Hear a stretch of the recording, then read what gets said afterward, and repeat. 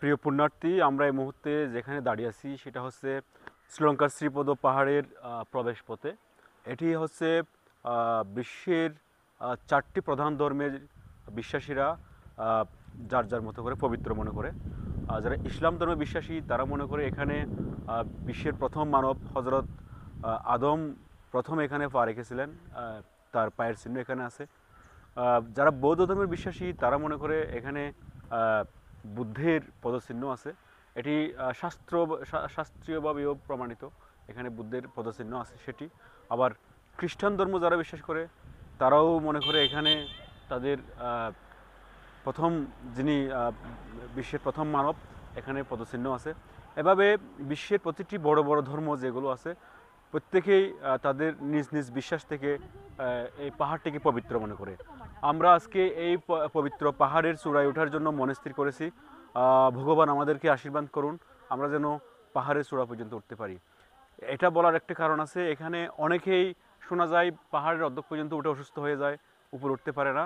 আমরা মনে স্থির করেছি আমরা একেবারে চূড়া পর্যন্ত উঠবো। দেখি আমরা এখন আমরা শ্রীপদের আরেকটি প্রবেশ পথে এসে পৌঁছেছি। এখানে গৌতম বুদ্ধের একটি বড় বুদ্ধ মূর্তি দেখা যাচ্ছে, অনেক বড়, এটি প্রায় 50 ফিট বা 60 ফিট মতো হবে। এখানে কি লেখা আছে আমি যদি একটু আপনাদেরকে দেখাই। এখানে লেখা আছে worship symbol of Sripada offered by government of Myanmar Burma. এখানে আমরা আরেকটি সাইনবোর্ড পেয়েছি, এখানে কি লেখা আছে আপনারা পড়তে পারতেছেন।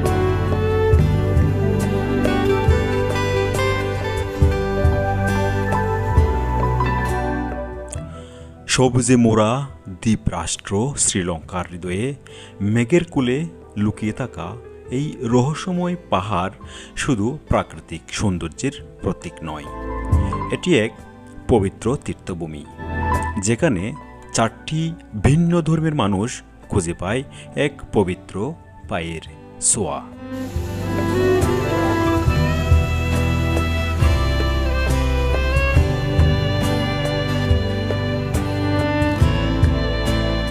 হাঁটতে হাঁটতে আপনি কখনো দেখবেন পাহাড়ের গা ঘেঁষে ঝরছে পাহাড়ি ঝর্ণা, কখনো বড় বড় গাছের শাখায় জ্বলছে মৌমাছির শাক।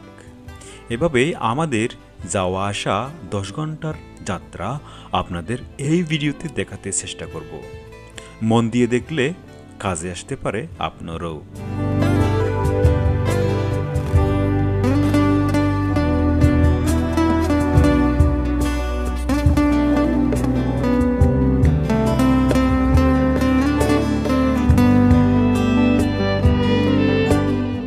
এটা হচ্ছে 3 নম্বর গেট। 3 নম্বর গেটে আমরা এখন দেখেন এখানে রাস্তার পাশে কত সুন্দর করে ফিমেলদের জন্য মেয়েদের জন্য আলাদা আলাদা টয়লেট আছে, গোসলখানা আছে। এগুলো হচ্ছে সবগুলো পানিগুলো হচ্ছে ওই ইয়া থেকে আসতেছে, ওয়াটারফল থেকে, ঝর্ণা থেকে আসতেছে। আবার গেটে গৌতম বুদ্ধের একটি বড় বুদ্ধ মূর্তি আছে।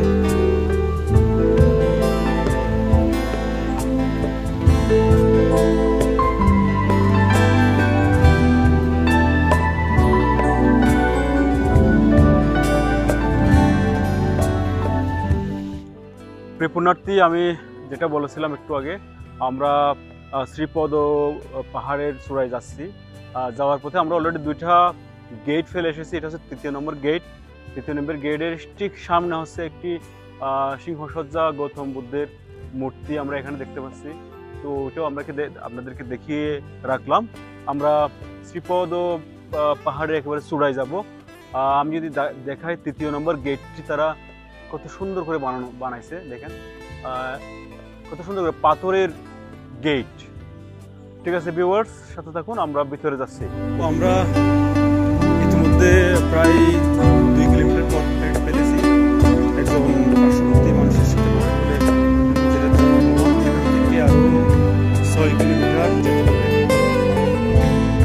প্রায় 3 থেকে 4 ঘন্টা।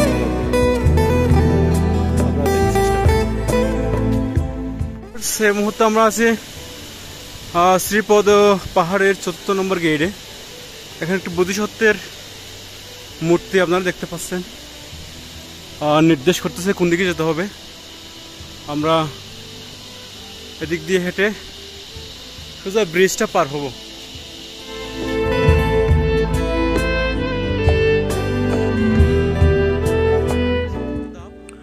আমরা ইতিমধ্যে 2 কিলোমিটার পথ অতিক্রম করে এসেছি। বোধিসত্ত্বের এই মূর্তিটি পার হওয়ার পর আপনারা দেখবেন একটি জাপানি স্কুল। এখানে মূলত গরিব শিক্ষার্থীদের পড়াশোনা ও ধর্মীয় শিক্ষা দেওয়া হয়। এখানকার একজন দায়িত্বশীল আমাদের জানালেন এখান থেকে শ্রীপদ আরও 4 kilometre.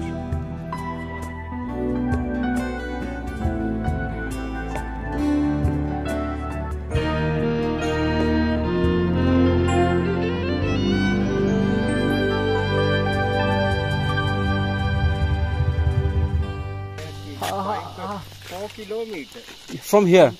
From here 4 kilometer? 4 kilometers. Okay. Thank you, brother. You guys come to India? No, we are Bangladesh. From Bangladesh, sir? Bangladesh. Thank you. কুয়াশা ঢাকা যেই পাহাড়টি দেখতে পাচ্ছেন আমরা, এটা হচ্ছে কুয়াশার মধ্যে মেঘ। শ্রীপাদ পাহাড়ের উচ্চতা প্রায় 2243 মিটার বা 7359 ফুট। এটি শ্রীলঙ্কার সেন্ট্রাল হাইল্যান্ডস অঞ্চলে রত্নাপুরা ও নুয়ারা এলিয়া জেলার মাঝামাঝি অবস্থিত। পাহাড়ের শীর্ষে আছে একটি পাথরের খোদাই করা বিশাল পদচিহ্ন, যা নিয়েই গড়ে উঠেছে শতাব্দীর পর শতাব্দী ধর্মীয় কিংবদন্তি।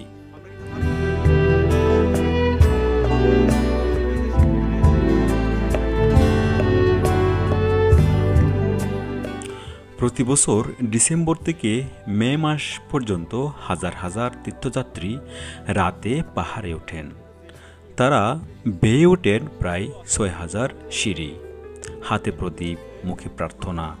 যাত্রা যত কঠিন হয় ততই অনুভব হয় এক ধরনের আধ্যাত্মিক শক্তির।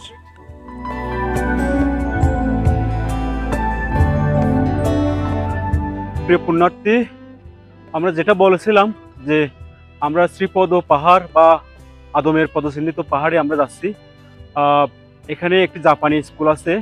জাপানি স্কুলের একজন যারা এখানে কর্মকর্তারা আছে তাদের সাথে কথা বললাম। ঠিক এই জায়গা থেকে হচ্ছে ওই যে উঁচু একেবারে দেখছেন মেঘে ঢাকা পাহাড়ের চূড়া, সেখানে যেতে হলে আমাদেরকে এখান থেকে আরো 4 কিলোমিটার পথ হাঁটতে হবে। আমরা ইতিমধ্যে আরো 3 কিলোমিটার মতো পথ ফেলে আসছি।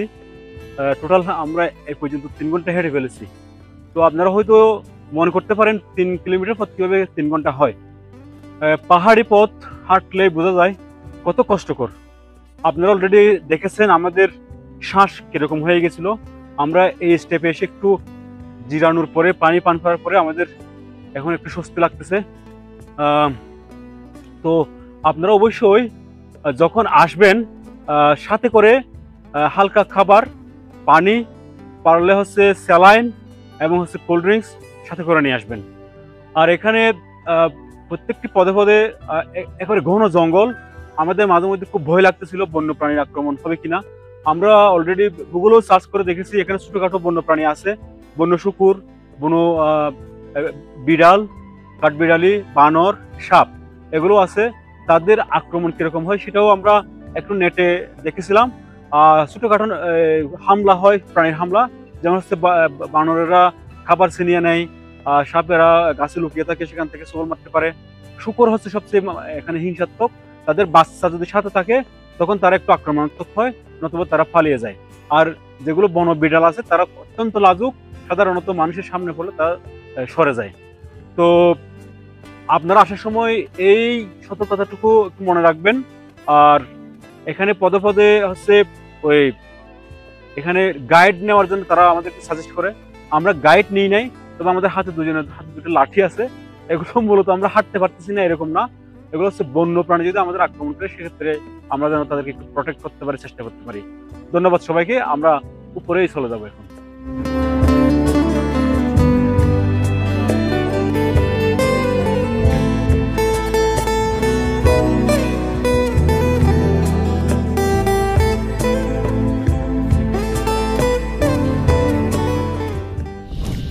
এই যে একটি স্থাপনা দেখতেছেন না, এটার সাথ হচ্ছে পুরোটা একটা পাহাড়, বিশাল একটা পাথর। এই বিশাল পাথরের নিচে হচ্ছে এই ধর্মীয় স্থাপনাটা এখানে সৃষ্টি করা হয়েছে। তো যে পাহাড়টি দেখতে পাচ্ছেন এটা হচ্ছে একটা ধর্মীয় স্থাপনা। এই ধর্মীয় স্থাপনাকে হচ্ছে ছাদ হিসেবে এই পাহাড়টিকে ইউজ করা হয়েছে। এই পাথরের নিচে হচ্ছে এই বিশাল সংবলিত স্থাপনাটি দেখেন কত বড় পাথর। এই পাথরের নিচে হচ্ছে পাথরটাই হচ্ছে এখানে ছাদ আর নিচে আছে বুদ্ধ ভিক্ষু গৌতম বুদ্ধকে প্রণাম করছে, বন্দনা করছে, এরকম শেপ দেওয়া হয়েছে। প্রিয় পুণ্যার্থী, আমরা শ্রীপদ পাহাড়ে ওঠার জন্য প্রায় 4 ভাগের 3 ভাগ পথ আমরা অলরেডি শেষ করে আসছি। এই পর্যন্ত আসার পর দেখতে পাচ্ছেন মুষলধারে বৃষ্টি নামছে। এখানটা ওয়েদারটাই এরকম, এখানে হঠাৎ বৃষ্টি হঠাৎ রোদ এরকম। তো দুর্ভাগ্যক্রমে আমাদের বেলায় হচ্ছে বৃষ্টিটা নেমে আসছে। এখন আমরা সামনেও যেতে পারছি না, পেছনেও যেতে পারতেছি না। এই ধরনের সিচুয়েশন মোকাবেলা করার জন্য আমাদের হচ্ছে একটা বড় একটা পলিথিনের ব্যাগ দরকার ছিল। এখন আমরা সেটা ফিল করতেছি। তো আপনারা যদি কেউ এখানে আসেন সেক্ষেত্রে অবশ্যই প্রস্তুতি নিয়ে আসবেন, যে সাথে বড় পলিথিন নিয়ে আসবেন অথবা ছাতা নিয়ে আসবেন। ছাতা আনলে একটা অসুবিধা হয়, সেটা হচ্ছে ওজনটা বেড়ে যায়। যেহেতু অনেকটা ফুট উপরে 7000 ফিট উপরে, প্রায় 7500 ফিট উপরে পাহাড়। এই উঁচু পাহাড় হচ্ছে আপনাকে অনেক যদি বোঝার সাথে নিয়ে আসেন আপনাকে আরো দুর্বল করে দিবে। তো এটা আমাদের জন্য একটা অভিজ্ঞতা আপনাদের সাথে শেয়ার করতে পারতেছি। বৃষ্টি আসছে এর জন্য আমরা বৃষ্টি একটু কমলে আবার হাঁটা শুরু করবো। দীর্ঘ 1.5 ঘন্টা বৃষ্টি হওয়ার পর বৃষ্টি একটু কমছে, আমরা আবারও হাঁটা শুরু করলাম। একটি পাহাড়ি ঝর্ণা তার দিকে দৃষ্টি আকর্ষণ করতে বাধ্য করলো। পাশে একটি ছবি কথা বলে উঠল। সে বলল, এখন আমরা যেখানে দাঁড়িয়ে আছি তা মূলত শ্রীপাদ থেকে আরও 3.5 কিলোমিটার দূরে। এখান থেকে ফিরে গেলে হাঁটতে হবে 3 কিলোমিটার, আর গন্তব্যে যেতে হলে হাঁটতে হবে আরও 3.5 কিলোমিটার। এখন বেলা বাজে 4টা। আমি আমার সহযাত্রীর সঙ্গে আলোচনা করলাম আমাদের যাওয়া উচিত হবে কিনা। জঙ্গলময় পাহাড়, আমরা কেবল 2 জন অভিযাত্রী। আসলে আসতে আসতে রাত বাজবে 8টা থেকে 9টা। সে বলল, এত দূর এসে ফিরে যাওয়া কি ভালো হবে? জীবনে আর আসা হবে কিনা সেটারও গ্যারান্টি নাই, চলেন গিয়ে আসি। 2 জনের একমত। আবারও শুরু করলাম যাত্রা।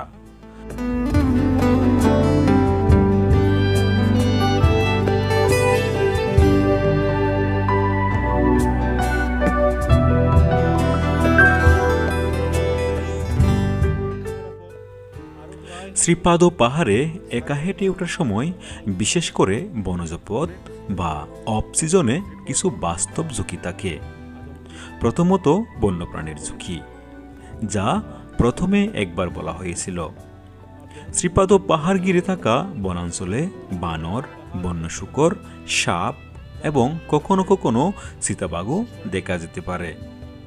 সাধারণত দিনে সমস্যা হয় না, কিন্তু ভোর বা রাতের বেলা একা হাঁটলে বিপদের সম্ভাবনা থাকে। খাবার বহন করলে বানর বা অন্যান্য প্রাণী আকৃষ্ট হতে পারে। দ্বিতীয়ত ঘন কুয়াশা ও পথ হারানোর আশঙ্কা। পাহাড়ে হঠাৎ ঘন কুয়াশা নেমে আসে, বিশেষ করে বর্ষাকালে। কুয়াশায় দৃশ্যমানতা সাধারণত 2 থেকে 3 মিটারের নিচে নেমে যায়, ফলে একা পথ চললে পথ হারানোর ঝুঁকি থাকে। পুরোটা পথ সিঁড়ি থাকলেও কিছু জায়গায় বনপথে দিক বোঝা কঠিন হয়। তৃতীয়ত আবহাওয়ার বিপদ। বিকেলে হঠাৎ বজ্রপাত বা ভারী বৃষ্টিপাত হতে পারে। সিঁড়িগুলো পিচ্ছিল হয়ে পড়ে, ফলে পড়ে যাওয়ার বা আঘাত পাওয়ার সম্ভাবনা থাকে। ঠান্ডা ও বাতাসে শরীর দ্রুত ঠান্ডা হয়ে যেতে পারে, বিশেষত ভোরবেলায়।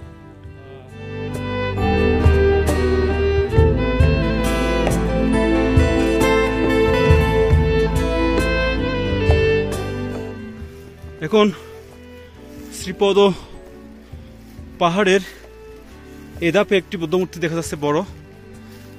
জানি না এটা কত নম্বর ধাপ, আমরা অলরেডি ভুলে গেছি। মনে একটু ভয় আছে, আমরা দুজন মাত্র বিদেশি নাগরিক, বাংলাদেশ থেকে আসছে, আর কোনো জনমানব এখানে নাই, চারিদিকে জি জি করে। সকালবেলা দু একজনকে আমরা পাইছিলাম, তারা 12:30 কি 1টা বাজে, তখন তারা নেমে যাচ্ছিল মূলত। আমরা তখন এখনো উঠতে পারি নাই, এখন 4:30 বাজে, তারা তখন নেমে যাচ্ছিল। অনুমান করা হয় তারা ভোর 7টার দিকে তাদের হোটেল থেকে যাত্রা শুরু করেছে। আমাদের একটু দেরি হয়ে গেছিল, আমরা 11টার দিকে আমাদের যাত্রা শুরু করেছি। তারাও আমাদেরকে সতর্ক করেছিল, সে পাহাড় যেতে হলে কমপক্ষে 6 থেকে 7 ঘন্টা সময় লাগবে। আমরা মনে মনে চিন্তা করলাম, আমরা পাহাড় দেশের মানুষ, আমাদের অত সময় লাগার দরকার কথা না। আমি আপনাদের একটু দেখাই আমরা কতটুকু উপরে উঠছি। দেখেন, এটা দেখলে বুঝতে পারবেন আমরা কি পরিমাণ উঁচু জায়গায় দাঁড়িয়ে আছি। আমরা যাব হচ্ছে এই শ্রীপদ পাহাড়ে বা আদম পাহাড়ে, এইখানে চূড়ায়। আর বেশিক্ষণ নাই মনি ভাই, আমরা পারবো।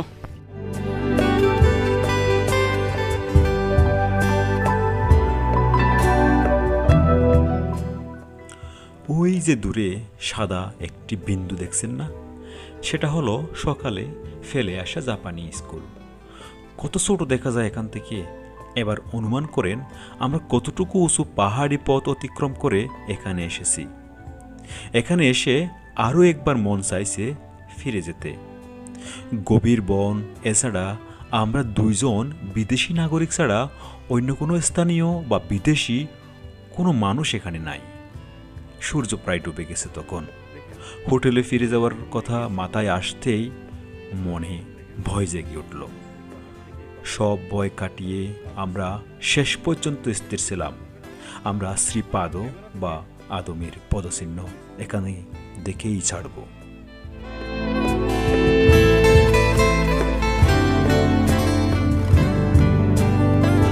এই যে এই জায়গাটা দেখেন সবচেয়ে বিপজ্জনক। এখানে রেলিং ছিল, রেলিংগুলো ভেঙে গেছে। উপরে একটা সাইনবোর্ড দিছে বিপজ্জনক বলে। তো এটা এখান থেকে মোটামুটি 500 মিটার মতো, 500 ফিট মতো হবে। এখন বাজে 5টা বাজে, দেখি আমরা যেতে পারি কিনা। প্রিভিউয়ার্স, আমাদের যাত্রা সার্থক। যদি এখন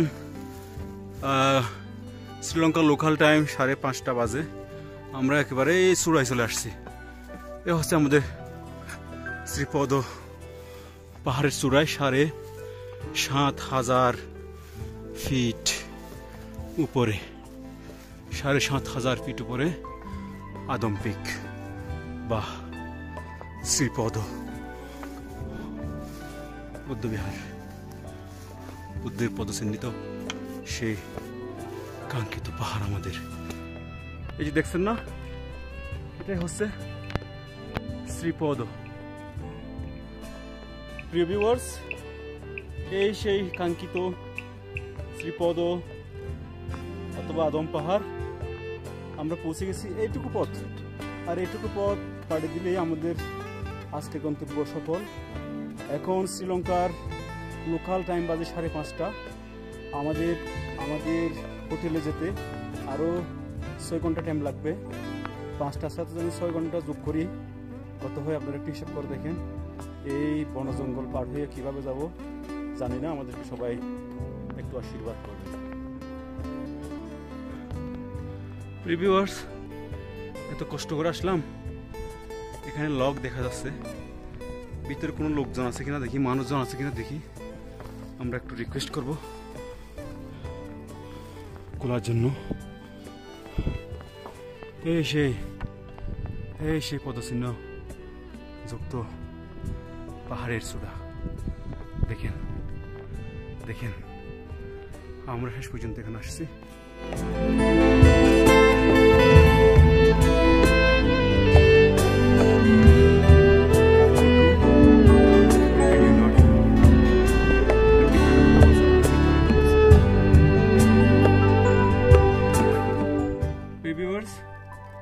এই দেখুন, এটা হলো শ্রীপদ বাদম পাহাড়ের একেবারে চূড়ায়। এখানে তালা বন্ধ, এখানে যাওয়া যায় না। একজনের সাথে কথা বলতেছি। জি,